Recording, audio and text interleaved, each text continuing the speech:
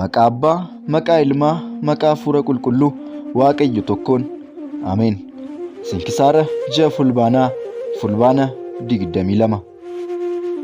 Fulbaanni 22 guyyaa ijoolleen Saaboor mooticha Faaris kabajamoo Kaappoloosii fi obboleettiin isaa Akiisuun wareegamummaadhaan boqotanidha. Qulqulluun Kaappoloos kiristaana baay'ee jaallatu kan Xaaxoos jedhamu ni qaba. Mootiin Saaboor kunis nama abidda waaqessuudha. Amantoota baay'ee waan gidirsuuf ji'oota sana keessa maqaa Kiristoosiin waamuuf kan ija jabaateen jiru. Xaaxoos kun mootii biyya tokko ture. Innis kiristaana taanaan mootii biratti himatan. Mootiin sunis himanni isaa kun dhugaa ta'uu fi ta'uu dhabuu isaa baruuf mootii kan biraatti erge. Lammaffaas kiristaana ta'ee yoo argate gidiraa guddaa akka isarraan ga'u ni ajaje. Kotolos ilmi mootichaas kana yommuu dhagayetti gara biyya michuu isaa Xaaxoosii jiru sana deeme. Mootiin sunis yeroo achi ga'utti akkuma mootittii himatanitti kiristaana akka inni ta'e arge.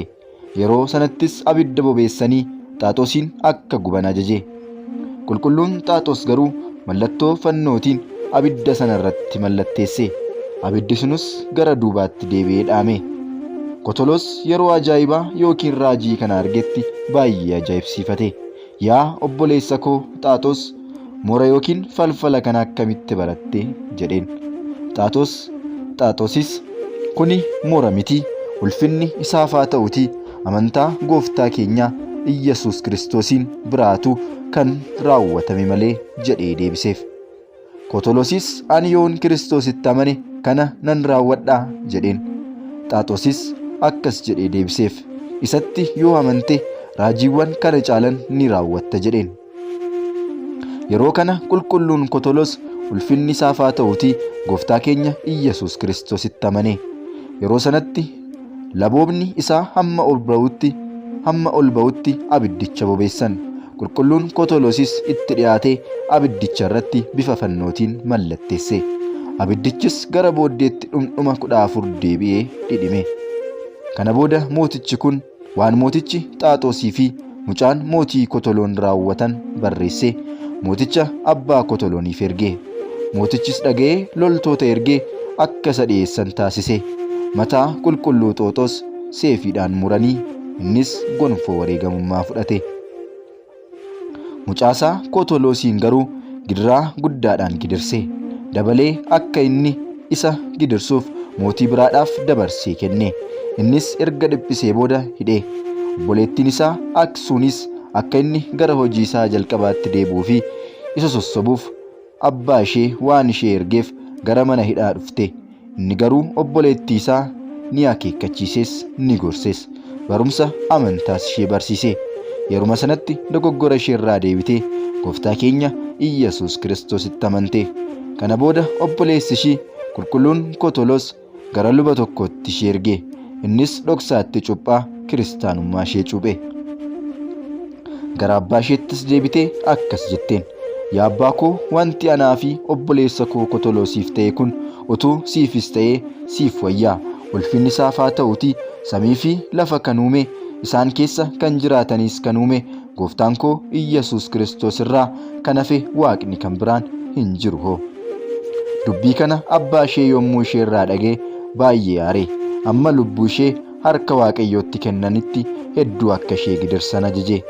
Kanaanis ragaa ba'umsa ishee xumurtee gonfoo wareegamummaa fudhatte. Obboleessa ishee qulqulluun Kotoloosiin garuu eegee fardeenii keessatti isa hidhanii fardeen sanaan gaarreen keessa ari'an. Foon isaas ciccitee faffaca'e. Lubbuu isaas harka uumaa isaatti kennatee foon isaa ishee haftes bakka sadiitti kukkutanii allayyaatiif allattiiwwan samii akka nyaataniif karaa irratti gaara irratti gatan. Haala kanaanis dhugaa ba'umsa isaa xumuree gonfoo jireenyaa mootummaa samiitti fudhate.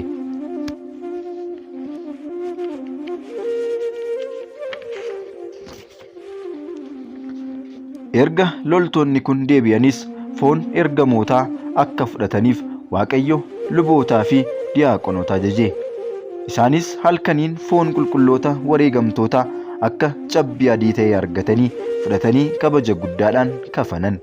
Hamma ji'oonni gidiraa sun dhumanittis bakka gaarii ka'an. Kana booda manni kiristaanaa bareedduun ijaarramtee fi foon qulqullootaa kanaa achi keessa ka'an. Foon isaaniitiinis raajiiwwan gurguddootu mul'ate. Galanni Waaqayyoof haa ta'u. Nunis kadhannaa isaatiin nu haa fayyisu. Sugni isaanis nurra haa bulu bara baraan. Ameen. Guyyuma kana kabajamaan Yooloyoos wareegamummaadhaan kan itti boqotetu yaaddatama. Qulqulluun kun nama biyya Aqiifahaas jedhamuuti. Ulfinni isaaf haa ta'uuti. Gooftaan keenya Iyyesuus Kiristoos akka inni waa'ee foon wareegamtootaa yaadu kafanee gara biyya isaaniitti akka isaan ergu qabsuura isaanii akka barreessuuf isa kan kaasedha. Waaqayyo laphee moototaa waan jaamseef yeroonni hojii gaarii kana raawwatu waanuma tokkollee ittiin dubbatu ture. Akka inni waaqa tolfamaa waaqessuufis isa hin dirqisiisan ture. Tajaajiltoota barreeffama beekan 300 qaba ture. Isaanis qabsuura wareegamtootaa hordofanii barreessu. Wareegamtoota gidirfamu keessaa jiranis ni tajaajila. Madaa isaanii keessaas qoricha ni kaa'aaf. Wareegamtoonnis ni eebbisu. Akkas jedhanis raajii dubbataniifi ture. Atis ulfina isaaf haa ta'uuti waa'ee gooftaa keenya Iyyesuus Kiristoosiif dhiiga kee dhangala'uuf jira. Qulqulloota wareegamtoota wajjinis ni lakkaa'amta. Yeroo barri bulchiinsaa ganticha Diyoqilixiyaanos xumurutti Yooloyoosiin lakkoofsa qulqullootaa wareegamtoota keessatti tokko isa taasisuuf fedhe akkuma qulqulloonni wareegamtoonni raajii dubbataniifitti mooticha fuulduratti waa'ee kabajamaa maqaa isaa akka amanamuuf gara kibba biyya Misir kan taate gara Gammudii gara mootii Armaaniyoos akka deemuuf ulfinni isaaf haa ta'uuti gooftaan keenya Iyyesuus Kiristoos isa ajaje. Innis battaluma kanatti ka'ee achi deeme. Achi ga'ees ulfinni isaaf haa ta'uuti gooftaan keenya Iyyesuus Kiristoosiif amaname. Mootichis gidiraa guddaa baay'ee isa gidirsee Waaqayyoos osoo qaamni isaa tokkollee hin badin isa kaasee ture. Kana booda lafti afaan bantee waaqolii tolfamoo sana akka liqimsituuf qulqulluun Yooloyoos ulfinni isaaf haa ta'uuti Waaqayyoon kadhate. Battaluma kanatti afaan ishee bantee waaqolii tolfamoo 70 fi luboota isaanii 130 ta'an liqimsite. Kana booda qulqulluun Yooloyoosiin fidanii dirqamaan waaqa tolfamaadhaaf akka sakachiisaniif mooticha ajaje. Waaqoliin sun garuu luboota isaanii wajjin badanii turan. Namoonni achi turanis kana arganii baay'ee raajeffatan. Ulfinni isaaf haa ta'uuti gooftaa keenya Iyyesuus Kiristoosittis ni amanan. Mootichi Armaaniyoosis waaqoliin lubbuu isaanii wajjin akka badan yoo argetti maqaa gooftaa keenyaa Iyyesuus Kiristoositti amane. Qulqulluu Yooloyoos wajjin gara Aqriibii deemanii maqaa gooftaa keenyaa Iyyesuus Kiristoosiif amanaman. Mootiin Aqriibii garuu qulqulluu Yooloyoosiin baay'ee dhiphise. Ulfinni isaaf haa ta'uuti gooftaan keenya miidhaa tokko malee isa kaasee ture. Guyyaa ayyaana waaqolii tolfamoo isaanittis faaya hundumaa isa faayan.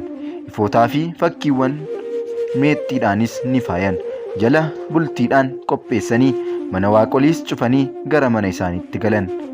Bulanii dhufanii ayyaana isaanii kabajuudhaaf qulqulluun Yoolooyoosis akka inni waaqolii tolfamaa kana balleessuuf Waaqayyoon kadhate. Yeroo kanattis Waaqayyo ergamaa isaa ergee mataa waaqolii tolfamaa kanaa irraa mure. Fuula isaanis mukukkulaan gurraachessee faaya isaanii meexxii sana irraa mana isaanii waaqolii tolfamaa sana hundumaa gubee balleesse. Bulee isaas akkuma amaleeffannaa isaaniitti ayyaana waaqayyoolii tolfamaa isaanii kabajuuf uffata kabajamaadhaan faayamanii yeroo dhufanitti waaqoliin isaanii manca'anii baduu isaanii argan.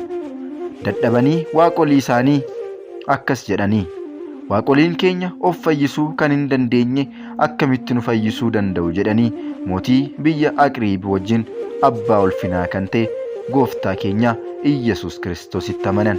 Kana booda qulqulluun Yooloyoos gara biyya Xu'aa jedhamtu deemee mootiin Gammuudii fi mootiin Aqriibii jiru mootii Xu'aa kan ta'e Iskindiroos fuuldura dhaabbatee maqaa gooftaa keenya Iyyasuus Kiristoosiif amanamee akkas jedheen, qabsuura koo naaf xumurii, mataa koo akka narraa muran ajajii, gonfoo dhugaa ba'umsa fudhadhee akkan gara abbaa ulfinaa gooftaa koo Iyyasuus Kiristoos bira deemuuf.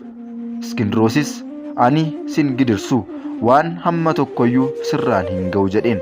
Qulqulluun Yoolooyoosis tajaajiltoonni isaa 500 ta'an seefii isaanii fudhatanii Iskindiroosiin akka sodaachisan ajaje. Yommuu sanatti Iskindiroos irratti ka'an. Abbaa ulfinaa kan ta'e dhugaa baatota Kiristoos akka taanuuf mataa hunda keenya akka nurraa muran hin ajajju taanaan si ajjeefna jedhaniin. Dabalataan afurri hamaan akka irra taa'uuf qulqulluun Yoolooyoos ni ajaje. Battaluma kanatti afurri hamaan mooticha Iskindiroos irra bule.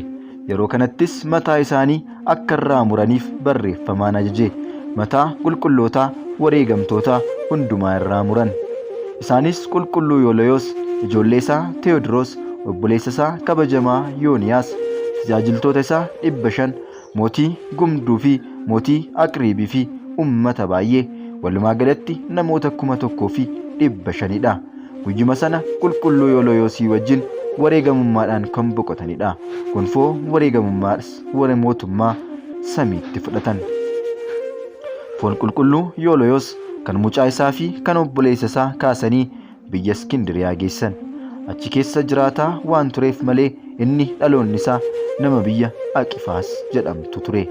Bakka bareedduu kaa'an. Kana boodas mana kiristaanaa bareedduu ijaaraniif. Raajiiwwan dinqisiisoo gurguddoonis isaaniin ni raawwataman. Galanni Waaqayyoof haa ta'u.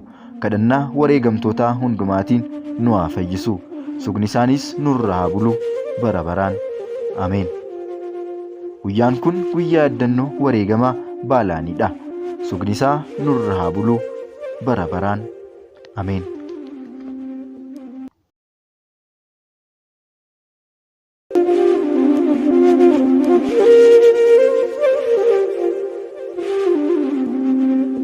Abbaa keenya samiirra kan jiraattu, maqaan kee haa galatoomu, mootummaan kee haa dhufu, jaalalli kee samiirra akkuma ta'e akkasumas lafarratti haa ta'u. Soora keenya har'aaf ga'u nuuf kenni, yakka keenyaas nuuf dhiisi, nutis kan nu yakkaniif akkuma dhiisnu qorumsaatti nu galchi, hamaarraa nu oolchi malee.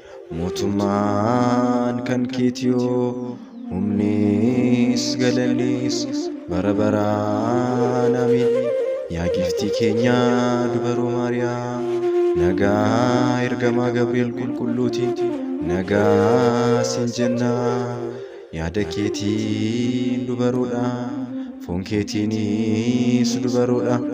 Yaa haadha Waaqayyoo, siif galanni haa ta'u. Ati dubartoota keessaa kan eebbifamtedha, firiin gadameessa keetiis kan eebbifamedha. Kennaan kan guutamte gammadi, Waaqayyoon si wajjin jira.